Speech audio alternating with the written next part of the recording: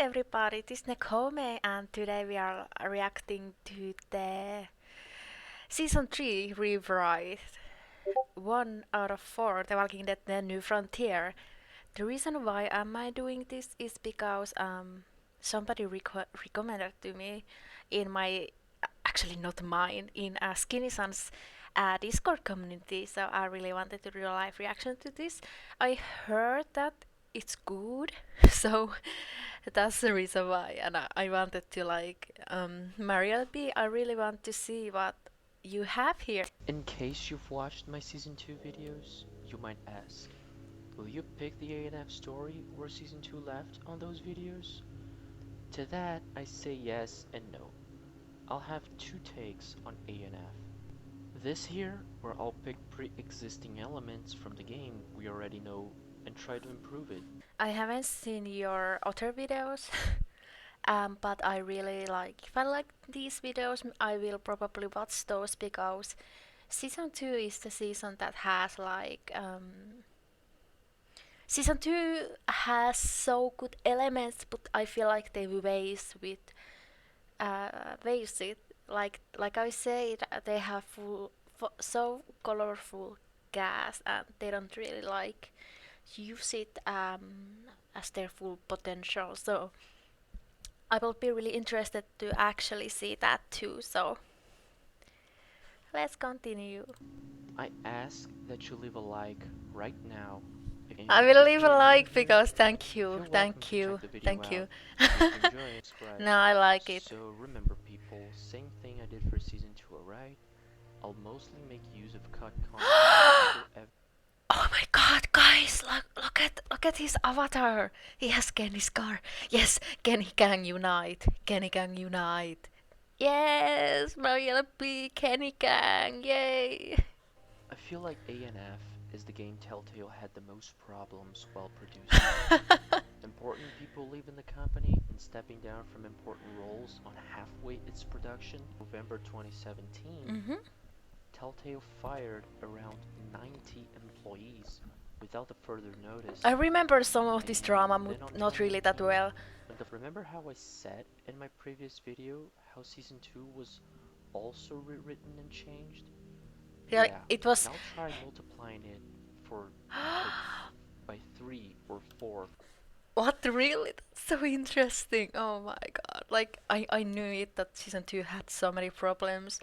I haven't really paid much attention to season 3 because season 3 is kind of like meh. Like, seriously. Season 3, meh. Yeah, blah. For A&F, and you'll get what I'm saying. That was pretty terrible for the game and for the company at the same time. Not only that, but this game had two enormous challenges to begin with. Making use of all the Season 2 endings. Oh my god, I got chills. Like, I feel like I like this video already because I'm not really even in a real bright point, but um, I feel like he can really well like put the music on the background. Like, I got chills when I'm listening to music and hearing the choices because I think he just has done a very good job with this video. So props for you. And to justify a new protagonist replacing Clementine. I feel like they should have left Clementine out of this. Like, you can see that they have been season 1, season 2, then suddenly it changes to New Frontier, and then the final season is not no more like season 3 or season 4. So I feel like they should have left Clementine out of season 3. What I would have done, I don't know what he's gonna say about it, but what I would have done with Kenny and Jane was that I feel like I have a very good solution. What I would have done that would have pissed off the fans less. I would have made a scenario where Clementine and AJ get separated from Kenny and Jane. If Clementine is alone, that whole scenario thing doesn't happen. That's what I would have done. That would explain why Kenny and Jane aren't in season 3. And in the end of season 3, if Kenny and Jane are still alive, we could like meet them at the end of the game. That's how we could like make Kenny and Jane still be alive. I feel like that will have been better idea. Then they could have like tried to make them in season 4. I'm not sure, but that way the characters would have lived longer at least. I feel like that will have been good idea. I don't know what Marielle B is gonna say, but let's see. Let's see if he has some kind of same ideas than me. And if Clementine is alone, the New Frontier ending doesn't change because then Clementine doesn't meet anybody. So it's just mainly with Kenny and Jane that I feel like they could have made them be alive at least longer. I feel like they could have then like just shown them 2 times would have been enough. I don't know if you guys remember, but the game was first set to release on November 16th, 2016. Hmm. And 2 weeks before that, Telltale was completely silent about The Walking Dead, talking only about Batman and other projects on their Huh? payroll. That's This so interesting. was the first time I was gonna make part of the releasing cycle of The Walking Dead game. And I remember at the time to be a bit worried. This happened and it was on the release day and no one said anything about it Wow. until a few days after when they Yeah. decided to delay the release of the game to December, Huh. only for you people to understand how poorly this game was being handled by the company. I mean, thank God Telltale has been restored and it is back on track. I feel like maybe they didn't wanna make the New Frontier, or maybe they didn't have a motivation with the game. I feel like they probably put their heart and soul into Batman, and they didn't want to do New Frontier. But I feel like maybe New Frontier was more about the money than they wanted, because they wanted it to be over after season 2. So maybe they kind of like weren't excited about this. I don't know. I have no idea what they were thinking. Allegedly producing The Wolf Among Us 2, a very awaited title of them. However, relieving Also, I'm very excited and I'm waiting for Among Us season 2. Like, I really wanna play it when it comes out. we'll still need to see uh, if they have improved and learned from their past ways or not. At the end of November of 2016, they announced the game would come on December 20th, with episodes 1 and 2, Ties That Bind, parts 1 and 2, released together. Huh? This detail in particular got me a bit more excited. It was something Telltale has never done in the past. Man, a few weeks before the release, having images of Clem and AJ, man, I was out of my mind, just begging them to take my money already. How fool I was at the time. Beginning things, episode 1 would start exactly like it does with Javi's backstory. I think a few people don't quite appreciate the scene as much as it deserved. People, when play this game for the first time, were all skeptical about these new people because really everyone just wanted to see Clam again. Anyway, the scene is pretty good and I would still keep it that way. I feel like if I had to change something, I would change Kate because I fucking hate her. Until the point where Max and the gang show up by the ambulance. Okay, the Max and the gang thing is so fucking stupid. Like, they get mad because of fucking one pudding. Well, it was more about the gasoline too. Like, you're stealing my fucking gasoline. Like, what I want to say is, it's jumpy apocalypse. Ah. Like, they don't know. They have been on the road for a long time, and I feel like that doesn't really make much of sense that Max gets this mad because of one guy just comes take some gasoline. Like, How can he know that this car is like New Frontier's car? Like, what the fuck is this shit, yo? Max, you make me angry. You make me angry, Max. Right here would be ambushed by them, and the scene would basically play out like it does already until the Huh? Really? Huh? point where Javi's all alone with this guy here, whose name is Lonnie in case you didn't know.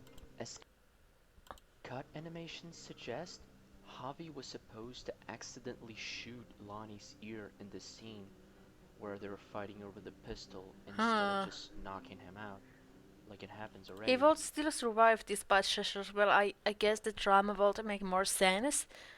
If Lonnie actually got hurt about it. So I'd still put it in here. With rage for his harmed friend, Max would knock us out That and will would make wake up in that will make Rufus's more truck. sense. That will make more sense. I feel like I actually agree with Marielle B with this one. Open my fucking mouth. Yeah, I agree with Marielle B with this because that would make the hate between Javier and Max more intense, like their relationship more intense. Like it just feels like Max is so fucking stupid and salty for no reason. So if Lonnie actually got shot, so then I can like agree. But still, I will still handle the drama about the stealing gasoline differently. Like I will probably Max could be more chill about it. Because if you if you like explain it right to the Max, like if you choose the correct dialogue, Max can be more like, all right, let's chill. But if you choose the wrong dialogue, Max is gonna be more not really liking Harvey. But in the end, if they gonna if you shoot Lonnie like Marielle B saying, then in the end Max is still going to be mad. So it doesn't really matter. But I feel like I would have probably made that difference. I feel like that will have been pretty cool. So yeah. Overall, I like this change. So can't wait to hear more. From here on out, things would start playing out pretty differently. In Ooh! case you don't know, originally in this scene here, Rufus would take us to a place called the Slaughterhouse, a I have heard about this slaughterhouse. That sounds fucked up. set that was all over the place on the early concept arts, but we never had even a slice of it in the game. Huh. The Slaughterhouse would be essentially a new frontier prison and a walker storage for raids like the one that happens at Prescott in That's episode 2. creepy. It was supposed to have Hobby and Clem as playable protagonists, but in the game we only play with her on little 5-minute flashbacks. If that is true, I wish they would have made them both play main playable characters because that sounds so cool. In the trailer, it looks so amazing.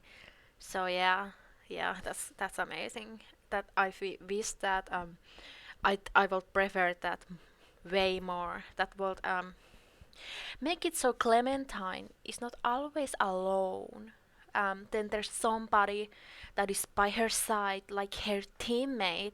I think that idea is good. That was lacking in the other games, like because season two Clementine kind of had Luke, but Luke didn't carry on, and I feel like Javier could have had that potential to be Clementine's partner in crime, and that would have been so amazing. And Hobby is playable in both flashbacks of his own and at the present day. Games like Tales from the Borderlands and Game of Thrones, both made by Telltale, had more than one playable character, and I have played the Game of Thrones. I haven't played the other one. Game of Thrones. I really liked the beautiful style Even though the game doesn't have a sequel, I feel like I like the game. It was cool. And this aspect of those games were actually good. So why did they change their minds? I guess management just corkscrews Is it maybe it's because of the wait a second. Maybe it's because they had to explain Kenny and Jane somehow. But like I said, if they went with my plan about Kenny and Jane, then they will just do like how they wanted to like handle Clementine and Javier. things here as well, as you might guess, as a classic Telltale thing to do.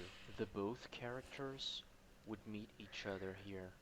And also in the prison is where Clementine would have the first flashback, picking up from the season 2 ending. Remember people, here I'll stick to the original season 2 endings and try to improve on them. Please! So, have you ever had the Ei helvetti, ei helvetti, I'm crying, I'm fucking crying. Let fucking make me sad. impression these flashbacks were poor ways to send Clem on her way to be alone with AJ, so the story of the game could start practically from zero? Yeah. Oh, have you also noticed how A and F's episode are so freaking short? Here you can beat every single episode easily in an hour of gameplay or so, when Kenny! Season 2 episodes Kenny! wrote in minutes. Not even to mention that in Season 1 we had at least 2 hours for each episode. A simple way to compensate the short length of the episodes and the lack of moments we control Clem from Wellington. Okay, so you start with Wellington. Oh, fucking Wellington. Wellington, fuck me, fuck me, fuck me. Let's be neutral. Let's be angry. Well, let's be neutral. Also, I'm saying that I like this video so much that I really wanna fucking spam the like button. Like, seriously, thank you so much, Mary LP. I'm so happy that I found your channel. And I hope I can talk with you more in Discord because, yeah, that would be nice. So maybe we can discuss stuff. Maybe we could play with him and draw things with him. Also Hmm. showing us more of the That would be community. cool, yo. How is it inside the gates? Is it just a bunch of containers like we see? What's its origin? Who's in charge? And so many other stuff we'd like to know. I'd put more interactions to Edith also. In the Walking Dead wiki, we see one of the Clementine's role was to be a huntress and patroller. This would actually be an interesting setting to put her into. Yeah. I thought of maybe Clem and Edith negotiating with a foreign group. It would be Yeah. the new frontier, but we wouldn't know about this just yet. I also thought of maybe putting Clem to visit Kenny while in here. You know, if you pick the Kenny ending instead. Kenny, Kenny, Kenny, I love you. Fuck you. Fuck. I love you, Kenny. 2, you'll see on the episode 4 flashback that Kenny, Clem, and AJ were on a camp nearby Wellington, waiting for a chance to get in so nothing stops Kenny from waiting alone at a camp himself, while Clem and AJ are both safely inside the gates. Aw. If you choose to stay, that is. By choosing the Kenny ending in Season 2, we could see more of how was the routine there. Hunting, placing I'm crying. I'm almost crying. I love Kenny so much. And this music. fires to protect from the cold, maybe a few action scenes with the walkers, kinda like we already have. We could see a bit more of Kenny teaching Clem how to drive, like pretty one-on-one thing, instead of her already driving in the street and stuff. We could also play with AJ here, like the shadow thing we do in the episode 4 flashback. And I think I could also put a possibility for Edith showing up for a visit. She could mention the other group who's been trading with Wellington, exactly like it happens in the Wellington flashback. I mean, I like to think she'd do this because I feel she was really touched in the season 2 ending and wanted to atone a little the fact that the people at Wellington didn't admit them in. The Kenny flashback in episode 4 is actually one of the only things that I truly like about this game, and concepts of this scene should have been more present in the story. So yeah, Kenny wouldn't die just yet on episode. Just yet! Are you gonna kill Kenny? Are you gonna kill Kenny? Oh my fucking god. I just. I love Kenny too much, yo. He's. He's. He's amazing. I have very. I don't know why I love Kenny so much, but. He will die just yet. Ah. Episode 1, writing will But I start, love the hug. I love the hug. It's so beautiful. especially in a bullcrap car accident. Chain, bitch! Starts a little conversation about him and Kenny. I love the fact that this conversation is actually different if you choose or not to watch Kenny kill Carver in season 2.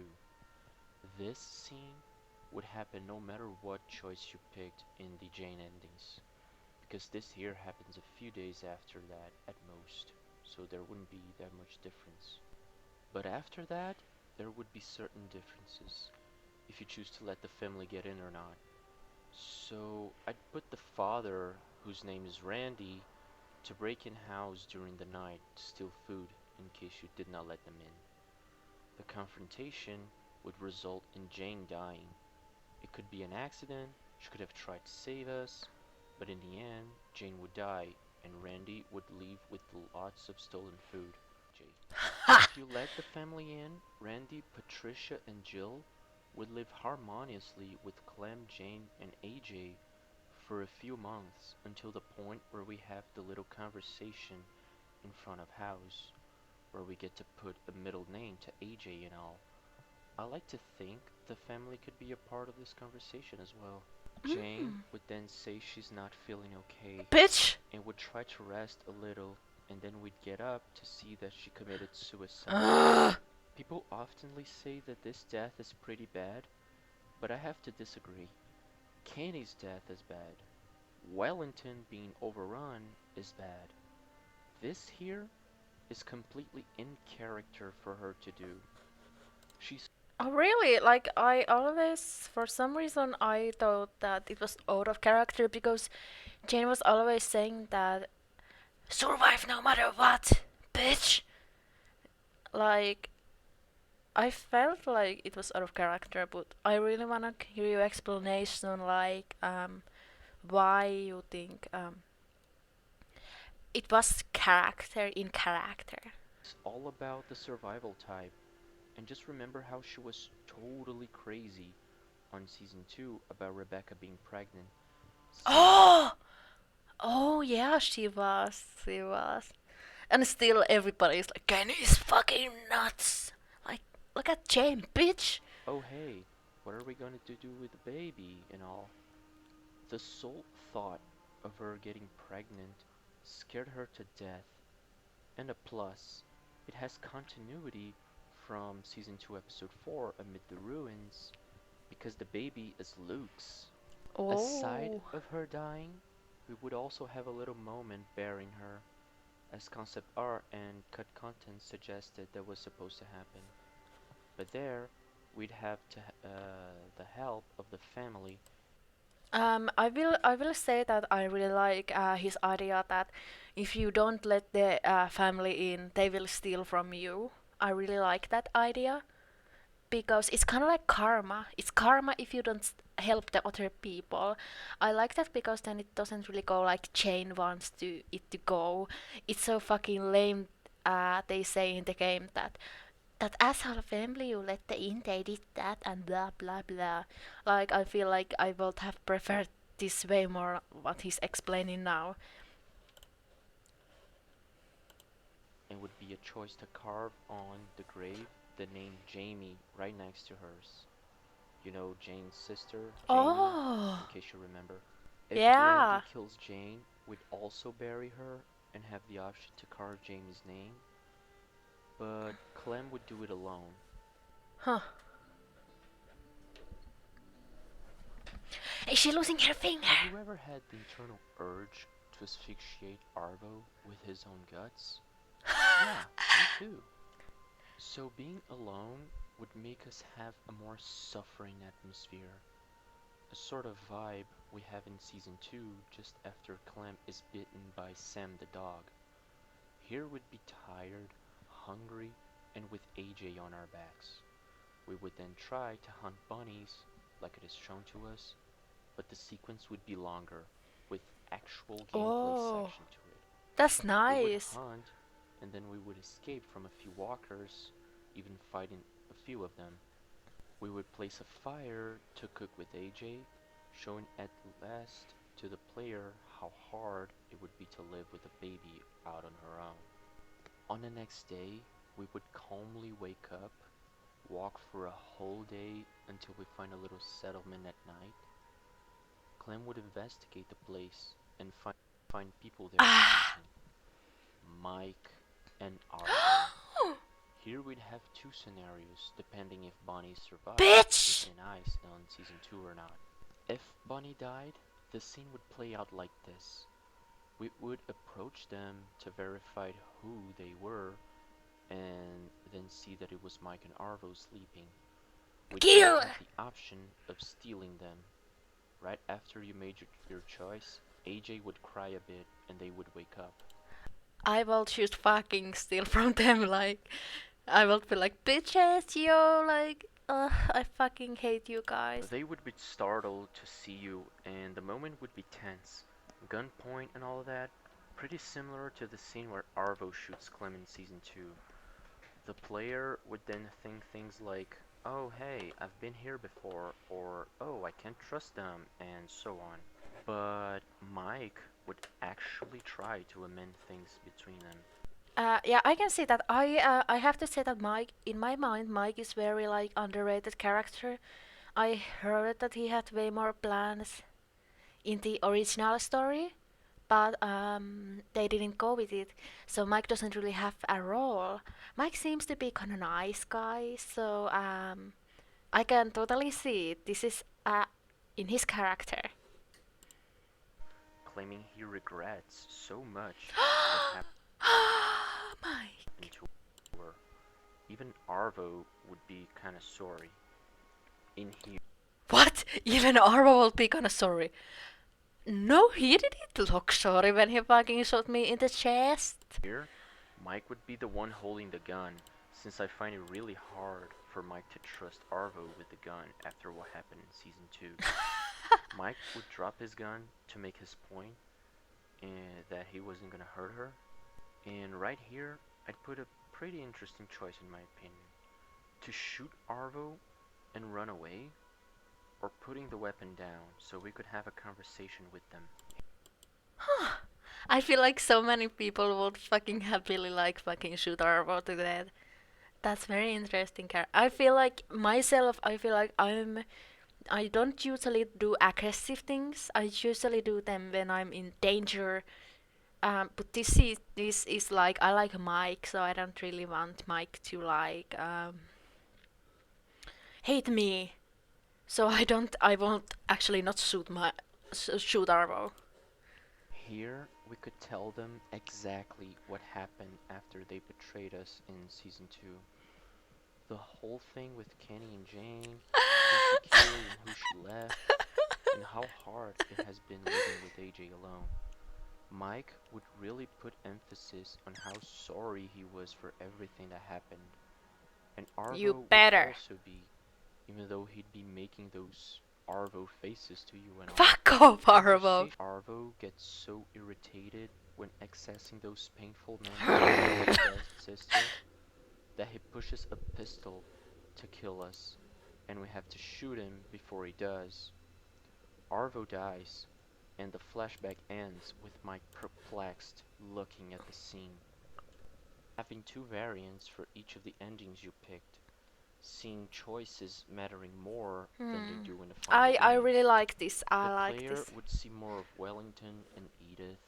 We'd see more of Kenny and the camping life with him.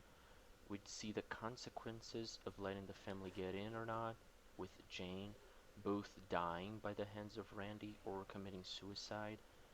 and we'd have Arvo and Bonnie determinedly dying, and we'd be accompanied by Mike,